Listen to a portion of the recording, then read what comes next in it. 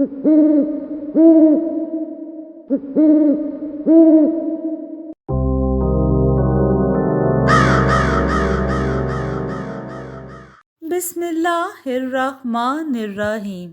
अस्सलामु अलैकुम। Welcome to Arooj voice and vlogs. तमाम नोटिफिकेशंस के लिए अरूज वॉइस एंड व्लॉग्स को सब्सक्राइब कीजिए और बेल नोटिफिकेशन को ऑन कर दें ताकि दिलचस्प और बेहतरीन कहानियों का जो ये सिलसिला है बर वक्त आपको मिलता रहे।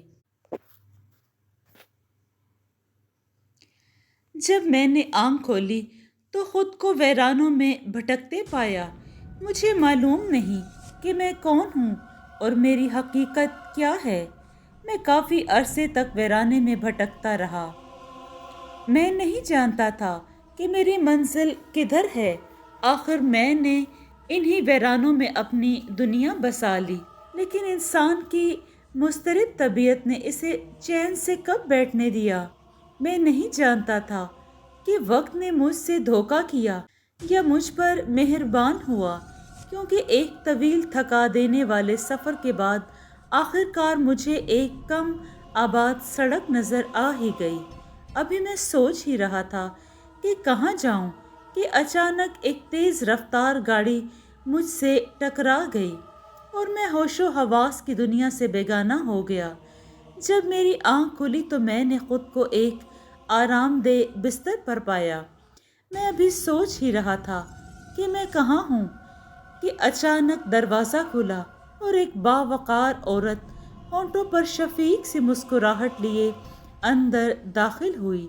इसकी उम्र तकरीबन 45 साल के लगभग होगी।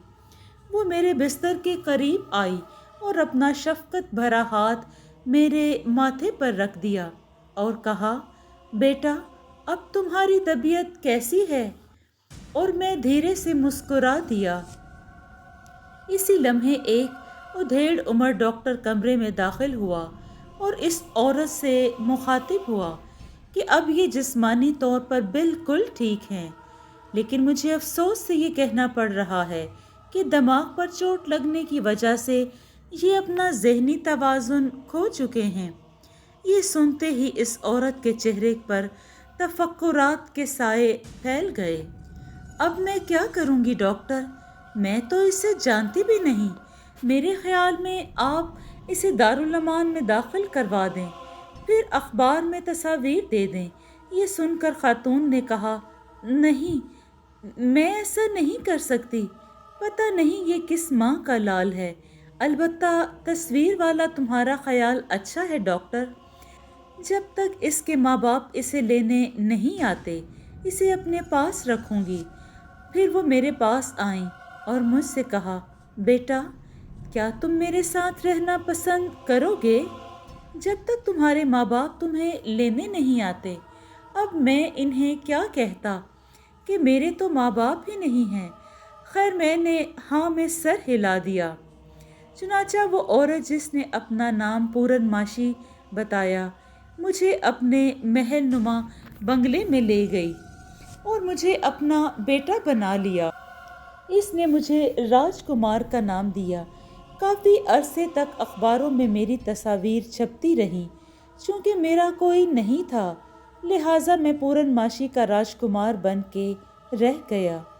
वक्त पर लगाए उड़ता रहा और कुछ ही सालों में मेरी दुनिया ही बदल गई। इन्हीं सालों में मैंने पढ़ाई के साथ साथ रहने सहने के तमाम तरीके भी सीख लिए। अब मेरी शख्सियत देखकर कोई भी मुझे नहीं जान सकता था कि वीरानों ने मुझे जन्म दिया, क्योंकि माँ जी की कोई औलाद नहीं थी और इनके पति भी मर चुके थे। इसलिए उन्होंने मुझे अपनी औलाद का दर्जा दिया और मैंने भी इन्हें कभी ये एहसास नहीं होने दिया कि मैं कोई और था। मैं बल्कि उनके साथ उनकी औलाद की तरह ही रहता था।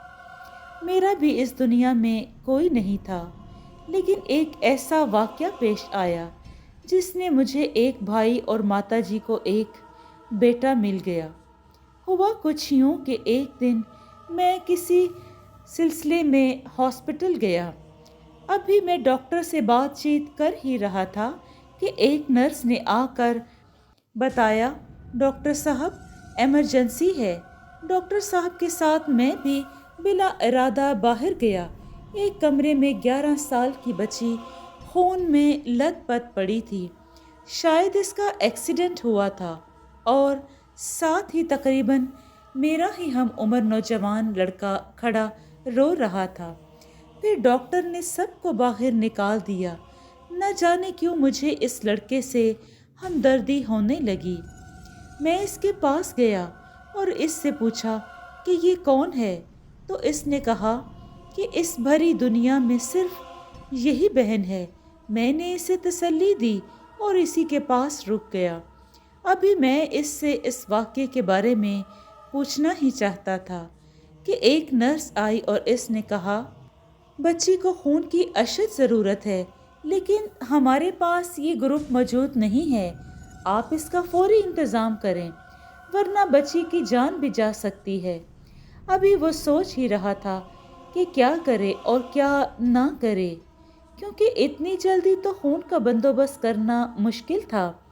میں نے اسے پریشان دیکھ کر کہا، آپ پریشان نہ ہوں، میرے خون کا گروپ بھی یہی ہے، میں خون دینے کو تیار ہوں۔ اس نے میری طرف تشکرانہ نظروں سے دیکھا۔ چنانچہ نرس مجھے لے گئی اور میرا خون دینے سے بچی کی جان بچ گئی۔ جو میری اور وکرم کی پہلی ملاقات ہوئی۔ پھر ملاقاتوں کے سلسلوں کی وجہ سے وکرم کی اور میری دوستی پختہ ہو گئی۔ پتہ نہیں کیوں مجھے وکرم اپنے بھائی سے بھی زیادہ اچھا لگنے لگا۔ وہ بھی مجھے اپنا بھائی سمجھتا تھا۔ اب مجھے جیون میں کسی چیز کی کمی نہیں تھی اور میں نے خود کو کبھی تنہا محسوس نہیں کیا۔ آج کل میرا جی بہت گھبرانے لگا۔ پتہ نہیں میرا دل کیا چاہتا تھا۔ عجیب سی بے کلی تھی۔ مجھے یہ شہر کے ہنگامے زہر لگنے لگے۔ جب اس بات کا ذکر میں نے وکرم سے کیا تو اس نے یہ کہہ کر ٹال دیا کہ شاید تمہارا وہم ہے، لیکن میرے من کو شانتی نہیں ملتی تھی۔ جب میں نے ماتا جی کو بتایا تو وہ بہت خوش ہوئیں اور کہا کہ بیٹا، یہ تنہائی کا احساس صرف شادی سے ہی دور ہو سکتا ہے۔ نہیں ماتا جی، ایسی بات نہیں ہے، یہ کوئی اور ہی احساس ہے۔ میں نے کہا تو انہوں نے فوراً کہا، نہیں بس، اب میں کچھ نہیں سنوں گی۔ اسی شکروار کو ہم لڑکی دیکھنے جائیں گے۔ میں تو پہلے ہی کہتی تھی کہ شادی کر لو، بچے آئیں تو گھر میں خوب رونق ہو جائے گی۔ زندگی کا کوئی پتہ نہیں، کیا پتہ کب زندگی ساتھ چھوڑ دے۔ اس لیے میں مرنے سے پہلے تمہاری شادی کا فرض بھی نبھا لوں۔ اب میں انہیں کیا کہتا کہ میری بے چینی کی وجہ کیا ہے، کیونکہ یہ تو میں خود بھی نہیں جانتا تھا۔ رات کا پتہ نہیں کون سا پہر تھا کہ میں نے خود کو ایک ویران مندر میں پایا۔ میں حیران ہو گیا، یہاں کیسے پہنچ گیا؟ خیر میں یہ سوچ کر اٹھ کھڑا ہوا کہ دیکھوں تو صحیح کہ یہاں کیسے پہنچا ہوں اور مجھے لانے والے کا مقصد کیا ہے۔ یہ تقریباً 200 سال پرانا مندر تھا اور اب تو اس کی حفاظت، اس کی ساخت بھی ختم ہو چکی تھی۔ سامنے ایک راہداری تھی۔ تاریکی میں ڈوبی یہ راہداری بہت خوفناک لگ رہی تھی۔ اچانک ہی پورا مندر دودھیا سی روشنی کے ساتھ روشن ہو گیا۔ میں ابھی حیران کھڑا ہی تھا کہ مجھے ایک سایہ گزرتا ہوا محسوس ہوا۔ میں بلا سوچے سمجھے اس سائے کے پیچھے بھاگا۔ وہ سایہ کمرے میں گھس گیا۔ میں بھی بھاگتے ہوئے اس کمرے میں داخل ہو گیا جس میں سایہ داخل ہوا تھا۔ کمرے میں داخل ہوتے ہی میں حیرت سے بت بن کر ایک دیوی کے بت کو دیکھنے لگا، کیونکہ ان بت کو تو میں ہزاروں میں پہچان سکتا تھا۔ یہ بت میرے ذہن کے کسی خالی خانے میں موجود تھا، لیکن مجھے یاد نہیں آیا کہ میں نے انہیں کہاں دیکھا۔ کہاں ہے یہ بت؟ بت کو دیکھنے میں اتنا محو تھا کہ بت کے نیچے پوجا کرتی ہوئی لڑکی کو بھی پہلے میں نے نہیں دیکھا۔ وہ اٹھ کر میرے سامنے آئی اور اچانک سے میری آنکھ کھل گئی۔ میرا جسم پسینے میں شرابور تھا اور خواب بھی مجھے حرف بہ حرف یاد تھا۔ میں ذہن پر زور دینے لگا کہ وہ بت میں نے کہاں دیکھا ہے۔ کبھی کبھی میں ماتا جی کے ساتھ پوجا کرنے ضرور جاتا تھا، مگر میں نے وہ بت کسی مندر میں نہیں دیکھا تھا، بلکہ میرا دل تو چیخ چیخ کر گواہی دے رہا تھا کہ میں نے یہ بت کہیں ضرور دیکھا ہے، البتہ لڑکی اور مندر میں نے کہیں نہیں دیکھا تھا۔ میں یہ سوچ کر سو گیا کہ کل یہ خواب وکرم کو سناؤں گا۔ صبح جب میں نے یہ خواب وکرم کو سنایا تو اس نے کہا، یار راج، یہ تم کن چکروں میں پڑ گئے ہو؟ کبھی تم کہتے ہو کہ تمہیں بے چینی ہے جس کا تمہیں نہیں پتا، اور آج کہتے ہو کہ تم نے اس بت کو کہیں دیکھا ہے جس کا تمہیں پتا نہیں ہے۔ مجھے تو تمہاری باتوں کی سمجھ نہیں آتی۔ چھوڑو ان چکروں کو۔ مجھے امی نے بتایا ہے کہ کل تمہاری شادی کی بات کرنے جا رہی ہیں، اس لیے اب تم اپنے ذہن کو فریش رکھو۔ اور مجھے یاد آ گیا کل شکروار ہے، چنانچہ دوسرے دن میں ماتا جی اور وکرم لڑکی دیکھنے گئے۔ ماتا جی کو تو پہلے ہی پسند تھی، وکرم کو بھی پسند آئی، اور مجھے بھی معصوم سی شکل والی یہ بہت اچھی لگی۔ ماتا جی نے اس کے پریوار سے بات پکی کر دی کہ ہم جلدی ہی شادی کر دیں گے۔ دن مہینوں میں گزرتے گئے اور آخر ایک دن یہ میری جیون ساتھی بن کر آ گئی۔ حالانکہ ان دنوں بھی میری طبیعت میں پہلے جیسی بے چینی تھی، مگر میں نے اس کو اگنور کیا کہ یہ کیا سوچے گی۔ پر یہ ایک اچھی اور محبت کرنے والی بیوی ثابت ہوئی اور ہر طرح سے میرا خیال رکھتی، اور اس نے یہ محبت دے کر رفتہ رفتہ مجھے اپنی طرف کھینچ لیا۔ اب میں اس کے بغیر ایک پل بھی نہیں رہ سکتا تھا۔ میری ساری بے چینی بے قلی اس کی باہوں میں آ کر ختم ہو جاتی تھی۔ کبھی کبھی میں اپنے بارے میں سوچ کر حیران ہو جاتا تھا کہ آخر میں کون ہوں، میرا بچپن کہاں گزرا ہے، میرے ماں باپ ہیں بھی یا نہیں، میری زندگی کا کیا مقصد ہے۔ جب میں نے آنکھ کھولی تھی اس وقت سے لے کر اب تک میرے ساتھ بہت عجیب واقعات رونما ہوئے۔ ماتا جی کا ملنا، میری شخصیت کا تبدیل ہونا، وکرم کا ملنا اور پریا سے شادی ہونا، یہ بہت عجیب واقعات ہی تو ہیں، لیکن ان سب باتوں سے جس بات نے مجھے زیادہ حیران کیا، پہلی مرتبہ ویران سی جگہ پر آنکھ کھولنا تھا۔ آخر میرا بچپن نہیں تھا۔ کیوں نہیں تھا میرا بچپن؟ میں یہ تو مانتا ہوں کہ انسان مرنے کے بعد دوسرا جنم ضرور لیتا ہے، اور اسے اپنا پہلا جنم شاذ و نادر ہی یاد آتا ہے، لیکن میں نے اپنی طرح کسی کو دوسرا جنم لیتے ہوئے نہیں دیکھا۔ ہمیشہ سے یہی ہوتا رہا ہے کہ جب کوئی مر جائے تو پھر اسے دوسرا جنم ملتا ہے، اسے پہلے جنم کی کوئی بات یاد نہیں ہوتی، اور وہ ایک عام بچے کی طرح پیدا ہوتا ہے۔ لیکن میرے ساتھ کچھ عجیب ہی واقعات رونما ہوئے، اس لیے میں اسے کم از کم دوسرے جنم کا نام تو نہیں دے سکتا۔ آج میرا دل پھر سے گھبرا رہا تھا، یوں لگتا تھا جیسے کچھ ہونے والا ہے، اور آخر اس بے چینی کی وجہ معلوم ہو ہی گئی، کیونکہ رات کو میں نے پھر وہی دیکھا، وہی خواب جس میں مندر اور وہی سایہ، وہی دیوی کا بت اور وہی لڑکی۔ مجھے سمجھ نہیں آ رہی تھی کہ آخر اس خواب کا میری زندگی سے کیا تعلق ہے، اور اس دیوی کا جس کو میں نے دیکھا ہے۔ میرا دل تو جیسے بے چین کی اما جگہ بن گیا۔ کئی ڈاکٹروں، ماہر نفسیات اور سادھوؤں سے رابطہ کیا، مگر کوئی بھی میری بے چینی کی وجہ نہ بتا سکا۔ پریا بھی میری وجہ سے پریشان رہنے لگی۔ وکرم بھی میرا خیال اس خواب سے ہٹانے کے لیے اکثر آ جاتا، مگر اس خواب اور بے چینی کو فراموش کرنا میرے بس سے باہر تھا۔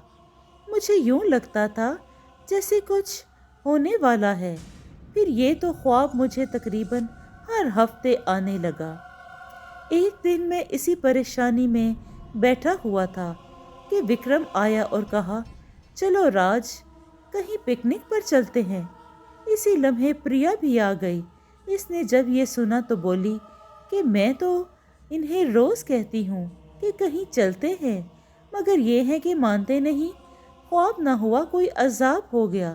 نہیں بھابھی، یہ ضرور جائے گا۔ اس کی جرت ہے کہ یہ نہ جائے۔ چلو اٹھو، ورنہ مجھ سے برا کوئی نہیں ہوگا۔ اور آخر کار مجھے ان کے کہنے پر جانا ہی پڑا۔ ہم تیار ہو ہی رہے تھے کہ اچانک وکرم نے کہا کہ اوہ ہو راج، مجھے تو ایک کام یاد آ گیا ہے، اس لیے میں تو پکنک پر نہیں جا سکتا۔ جناب، آپ کیوں نہیں جا سکتے؟ پریا نے ہنستے ہوئے کہا، کیا اتنا ہی ضروری کام ہے؟ ہاں بھابھی، یہ ابھی نہیں ہوگا تو کبھی نہیں ہوگا، لیکن آپ لوگ تو جائیں۔ میں نے کہا، یار میں تو جا بھی تیرے کہنے پر رہا تھا، تو اب بھی میرے کہنے پر ہی چلے جاؤ۔ میں نہ چاہتے ہوئے بھی چلا گیا۔ راستے میں پریا نے مجھ سے باتیں کرنا چاہیں، مگر میں تو اپنے ہی خیالوں میں گم تھا، اور میں خیالوں کی دنیا سے اس وقت واپس آیا جب گاڑی سڑک سے اتر کر درخت سے ٹکرانے لگی اور پریا نے چیخ کر مجھے بتایا اور میں نے بریک لگانا چاہی۔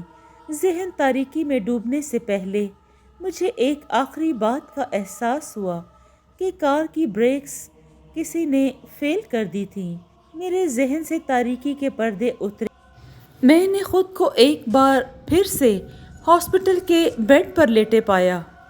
میری زندگی بھی کتنی حیران کن ہے۔ میرا اب دوسری بار کار سے ایکسیڈنٹ ہوا۔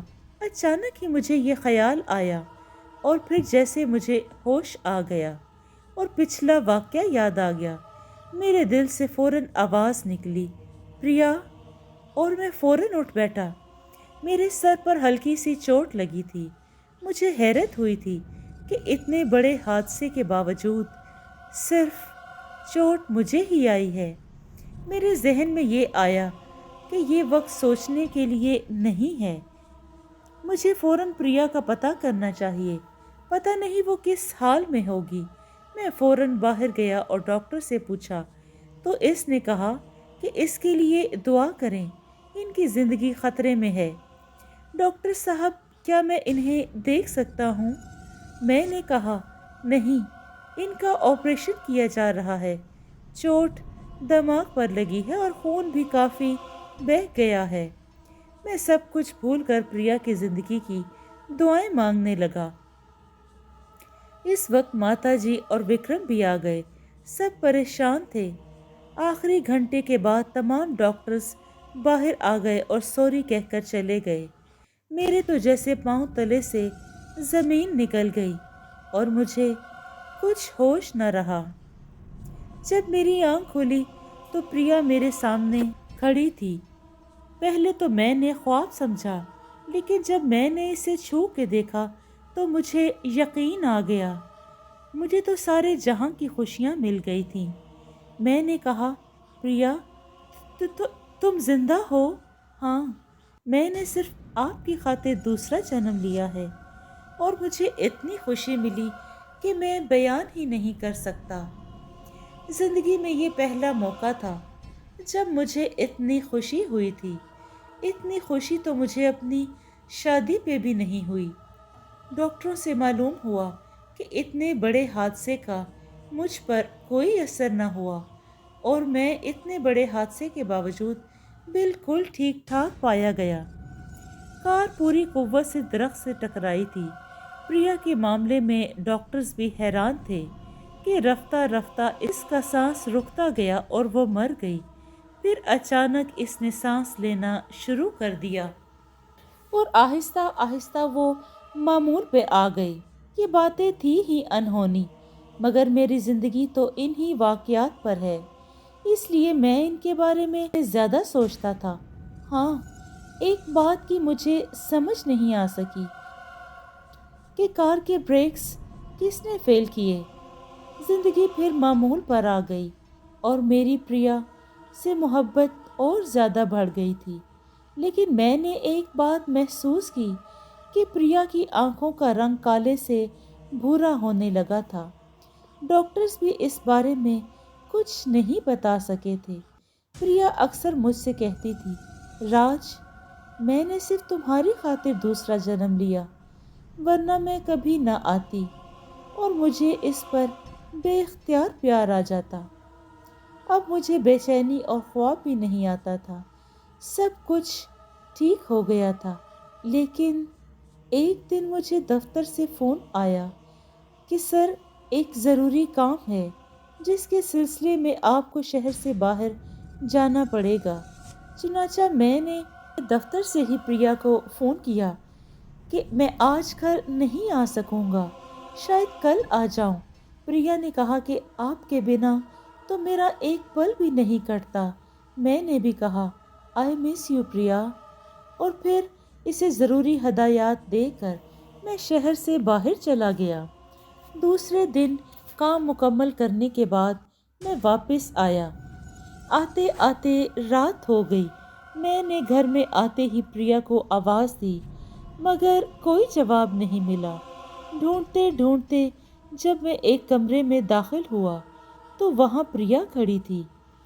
میں جیسے ہی اندر داخل ہوا تو پریا نے کہا، آؤ راج، میں تمہارا ہی انتظار کر رہی تھی۔ وہ تو تمہیں کرنا ہی تھا، میں نے کہا، اور غیر ارادی طور پر میری نظر صوفے پر پڑی تو میری چیخ نکل کر رہ گئی، کیونکہ وہاں وکرم کی لاش پڑی تھی۔ ہاں، مجھے تمہارا انتظار ہی کرنا تھا، کیونکہ اس حقیقت کو بتانے کے لیے میں بے چین ہوں۔ میں نے غیر یقینی طور پر کہا، یہ تم نے کیا کیا ہے؟ یہ وکرم کی لاش ہے؟ وہی وکرم جسے تم نے بھائیوں سے زیادہ چاہتے تھے؟ آخر کھا گئے نا دھوکہ۔ جسے تم نے اپنا سمجھا وہی تمہارا اصل دشمن نکلا۔ یہ کمبخت اگر ایسی حرکت نہ کرتا تو مجھے تمہیں چھوڑ کر کبھی نہ جانا پڑتا۔ یہ تم کیا کہہ رہی ہو؟ میں نے نہ سمجھنے والے انداز میں کہا، ایک تو مجھے وکرم کی موت کا صدمہ تھا، اور دوسرا یہ مجھے الجھن میں پھنسا رہی تھی۔ ٹھہرو، میں تمہیں بتاتی ہوں، سب کچھ بتاتی ہوں۔ اچھا، یہ بتاؤ کہ پہلے تمہیں اس کے بارے میں بتاؤں یا اپنے بارے میں؟ پہلے تمہارے بارے میں۔ پریا، یہ تم کیا کہہ رہی ہو؟ میں نے الجھے ہوئے لہجے میں کہا، مجھے کچھ سمجھ نہیں آ رہی۔ وکرم کو کس نے مارا ہے؟ میں نے مارا ہے اسے، پریا نے کہا، اور مجھ پر جیسے بجلیاں گرنے لگیں۔ مجھ پر تو جیسے وحشت طاری ہو گئی ہو، اور میں نے پریا کی گردن پکڑ لی۔ مجھے یہ پریا وہ معصوم بھولی بالی بالکل نہیں لگ رہی تھی۔ چھوڑو، چھوڑو مجھے، میں تو پہلے ہی مردہ ہوں، مرے ہوئے کو کیا مارنا؟ پریا نے کہا، مجھے سب کچھ سچ سچ بتاؤ کہ تم نے وکرم کو کیوں مارا، اور یہ تم کیا کہہ رہی تھی؟ میں نے یہ کہہ کر اسے چھوڑ دیا، اور وہ ساتھ والی کرسی پر بیٹھ گئی اور کہا، سنو غور سے، سنو، شاید تم اس پر یقین کرتے ہو بھی یا نہیں کہ یہ 20,000 برس پہلے کی بات ہے کہ ایک مچھیروں کی بیٹی تھی جس کا نام گیتا تھا۔ وہ بہت خوبصورت تھی، ہر کوئی اس پر جان چھڑکتا تھا۔ وہ بالکل اکیلی تھی کہ اس کے ماں باپ سمندر میں ڈوب کر مر چکے تھے، لیکن سب اس سے پیار کرتے تھے، اس لیے وہ سب مچھیروں کی بیٹی تھی۔ ایک دن سب مچھیرے اپنا مذہبی تہوار مناتے سمندر کے بیچ میں گئے۔ گیتا کسی وجہ سے اپنی جھونپڑی میں ہی رہ گئی تھی کہ اچانک کہیں سے 2 آدمی نمودار ہوئے اور اسے گھوڑے پر بٹھا کر اغوا کر کے لے گئے بہت دور پہاڑوں میں، اور اس سے دست درازی کرنے لگے کہ کہیں سے ایک نوجوان آ گیا اور وہ ان دونوں کو مار کر इसे अपने साथ अपने इलाके ले गया। इसका नाम राजकुमार था। वो गीता को पसंद करने लगा था और बाद में गीता भी इसे पसंद करने लगी थी। राज ने गीता को एक वीरान सी जगह पर रखा हुआ था जहाँ से इसकी बस्ती दूर थी। वैसे मज़हब के तो दोनों हिंदू थे। बहुत अरसे के बाद गीता ने राज को शादी करने का कहा तो वो इसे लेकर अपनी बस्ती में आया और अपने माँ बाप से शादी का कहा।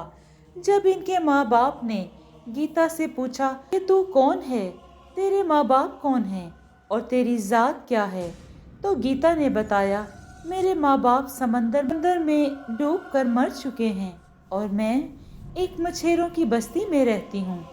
मैं भी एक मछेरन हूँ। ये सुनना था कि राज के माँ बाप के पांव तले से ज़मीन निकल गई। उन्होंने कहा, बेटा, आज तक तुम्हें मालूम नहीं था, हमारी शादी को 5 वर्ष हुए और तब भी हमारी कोई औलाद ना हुई। तो हमें पता चला कि अगर हम आशमन देवी पर एक इंसान की भेंट दें तो हमारी औलाद होगी। अगर मर्द की कुर्बानी देंगे तो मर्द यानी बच्चा पैदा होगा और अगर औरत की कुर्बानी देंगे तो औरत यानी बेटी पैदा होगी। मैं औलाद की मोहब्बत में अंधा हो चुका था। चुनाचा मैंने बस्ती के एक शख्स को बहला फुसला कर मंदिर ले गया और वहाँ इसे ज़बरदस्ती ज़िबह कर दिया। इस मंदिर पर लोग नहीं आते थे क्योंकि इंसान की कुर्बानी कौन दे सकता है, इसलिए हमें दिक्कत ना हुई और इसी साल तुम पैदा हुए। तुम्हारे बाद कोई नहीं आया। खैर का तो हम पर फ़र्क नहीं पड़ा, मगर बाद में हम पर ये इंकशाफ हुआ कि इस बच्चे या बच्ची पर देवी की ख़ास रहमत होती है और वो लड़का या लड़की आम बच्चों की तरह नहीं होते।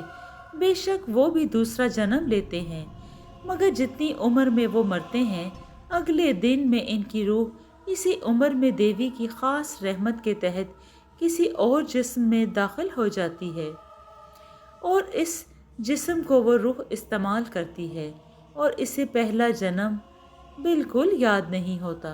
तुम्हारे साथ भी बिल्कुल ऐसा ही हुआ है।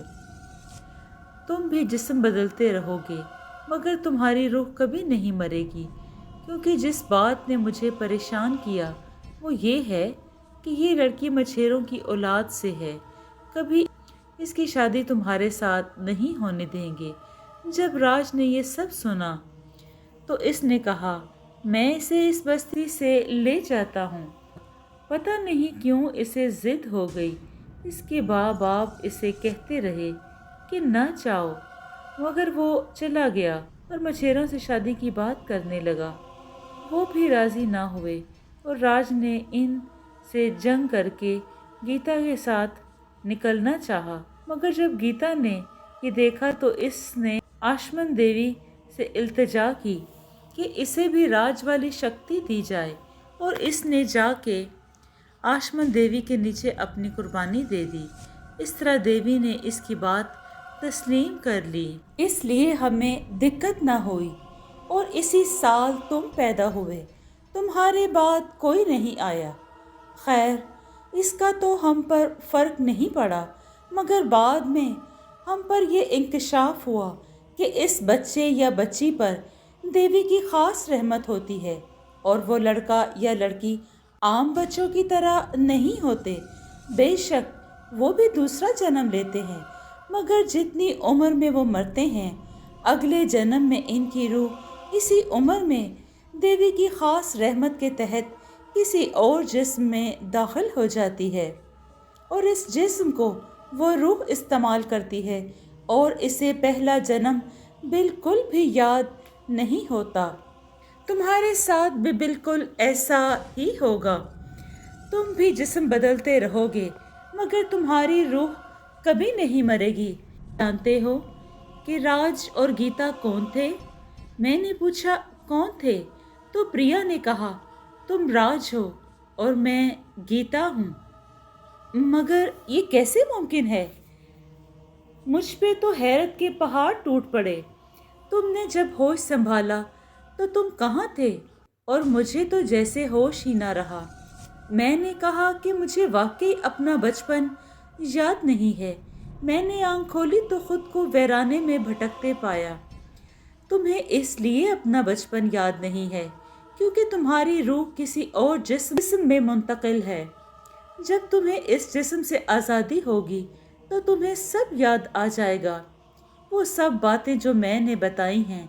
अच्छा, बकौल तुम्हारे कि तुम देवी की रहमत थी, लेकिन तुम्हें ये कैसे याद रहा? मैंने कहा तो प्रिया ने कहा कि मुझ पर तो देवी की बहुत ज़्यादा रहमत है, तुमसे भी ज़्यादा। तुम्हें तो सिर्फ जिस्म बदलने की खासियत अता की है, लेकिन मुझे जिस्म बदलने के साथ साथ ये क़ुव्वत भी मिली कि मुझे सब कुछ याद होता है और मैं ज़िंदगी सिरे से शुरू नहीं कर सकती। इसलिए बाकी तो मेरी रूह आम है, तभी तो मुझे सब कुछ याद है।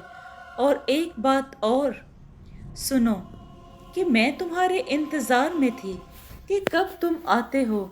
जब तुम आए तो मैंने तुम्हें पहचान लिया, लेकिन तुम प्रिया को पसंद करते थे, इसलिए मैंने इंतज़ार करना मुनासिब समझा। लेकिन एक दिन तुम्हारे दोस्त ने दौलत की लालच में कार की ब्रेकें फेल कर दी। यूं प्रिया ख़त्म हो गई और मैं प्रिया के जिस्म में दाखिल हो गई। मैं अक्सर तुमसे कहती भी थी कि मैंने तुम्हारे लिए दूसरा जन्म लिया है। मैं यानी गीता की आंखें पहले भी भूरी थीं और प्रिया का जिस्म बिल हासिल करने के बाद भी भूरी हैं। लेकिन तुमने विक्रम को क्यों मारा? वो इसलिए क्योंकि इसने प्रिया के जिस्म पर दस्त दराजी करने की कोशिश की थी, इसलिए मैंने इसे मार दिया और अब मैं तुम्हारे साथ भी नहीं रह सकती। क्यों? मैंने पूछा। वो इसलिए कि मैंने एक कत्ल कर दिया है और इसकी मुझे इजाज़त ना थी, और मैं तुम्हारे साथ रहना भी पसंद ना करता क्योंकि तुम विक्रम की कातिल हो और मैं तुम्हारी इस झूठी कहानी पर यकीन भी नहीं करता। पता नहीं प्रिया तुम्हारी विक्रम से क्या दुश्मनी थी कि तुमने इसे मार दिया। तुम मेरी बातों को झूठा कहते हो, मैं इसका सबूत दे सकती हूँ। सबसे बड़ा सबूत तो ये है कि तुमने बचपन नहीं देखा, जवानी में ही आँख खोली है। क्या ऐसा नहीं है? और वाकई मुझे इसकी बात माननी पड़ी।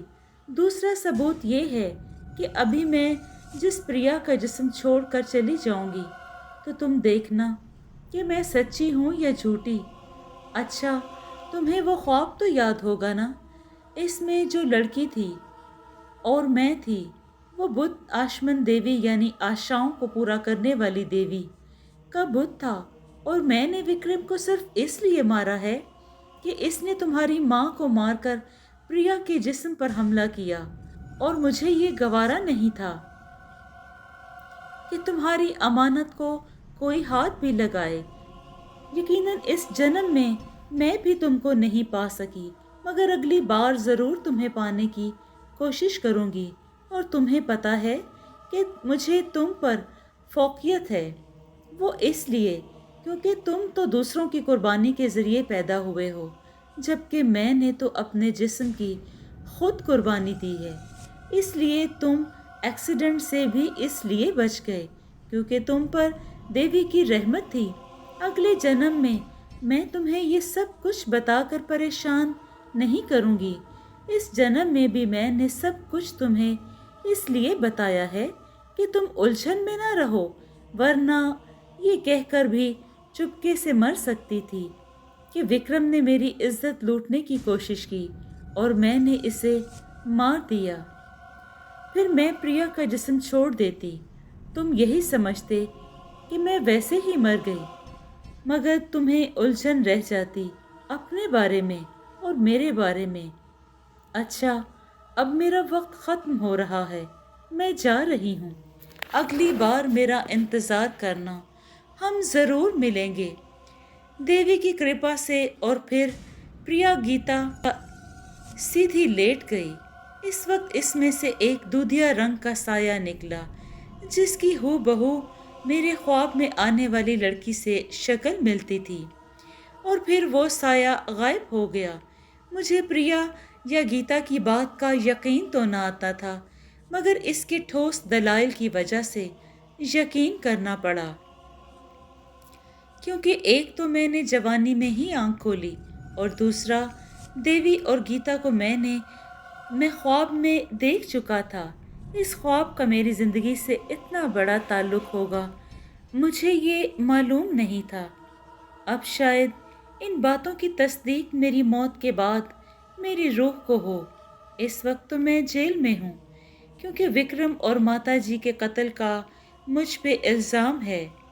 البتہ پولیس والے پریا یا گیتا، کیونکہ ایک جسم ہے اور دوسری روح کی موت کے بارے میں حیران ہے کہ یہ کیسے مری۔ میری زندگی بھی عجیب ہے۔ دو لڑکیوں سے محبت ہوئی، دونوں ہی مجھ پر قربان ہو گئیں، اور جسم اور روح کے ملاپ کو کیا نام دوں جو مل کر بھی مجھے نہ مل سکیں۔ جی دوستو، آپ کو یہ کہانی کیسی لگی؟ اگر آپ کو یہ کہانی پسند آئی ہے تو اس کو لائک اور شیئر کیجیے، اور کمنٹ میں اپنی رائے کا اظہار ضرور دیں۔ خوش رہیں، اپنا اور اپنے دوستوں کا بہت سا خیال رکھیں۔ شکریہ۔